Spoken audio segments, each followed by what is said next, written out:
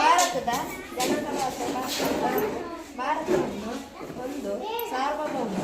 ಸಮಾಜವಾಗಿ ಸರ್ವಧರ್ಮ ಸಮಭಾವದ ಪ್ರಜಾತಾಂತ್ರಿಕ ಗಣರಾಜ್ಯವಾಗಿ ರಚಿಸಲು ಅದರ ಸಮಸ್ತ ನಾಗರಿಕರಿಗೆ ಸಾಮಾಜಿಕ ಆರ್ಥಿಕ ಮತ್ತು ರಾಜಕೀಯ ನ್ಯಾಯ ವಿಚಾರ ಅಭಿವ್ಯಕ್ತಿ ವಿಶ್ವಾಸ ಧರ್ಮನಿಷ್ಠತೆ ಮತ್ತು ಉಪಾಸನ ಸ್ವಾತಂತ್ರ್ಯ ಸ್ಥಾನಮಾನ ಹಾಗೂ ಅವಕಾಶ ಸಮಾನತೆ ದೊರೆಯುವಂತೆ ಮಾಡಲು ವ್ಯಕ್ತಿ ಗೌರವವನ್ನು ರಾಷ್ಟ್ರದ ಏಕತೆಯನ್ನು ಹಾಗೂ ಅಖಂಡತೆಯನ್ನು ಸುನಿಶ್ಚಿತಗೊಳಿಸಿ ಅವರಲ್ಲಿ ಭ್ರಾತೃತ್ವವನ್ನು ವೃದ್ಧಿಗೊಳಿಸಲು ಶ್ರದ್ಧಾಪೂರ್ವಕ ಸಂಕಲ್ಪ ಮಾಡಿದರಾಗಿ ನಮ್ಮ ಸಂವಿಧಾನ ಸಭೆಯಲ್ಲಿ 1940 ಇಸವಿ ನವೆಂಬರ್ ತಿಂಗಳ 26ನೇ ತಾರೀಖಾದ ಈ ದಿವಸ ಈ ಮೂಲಕ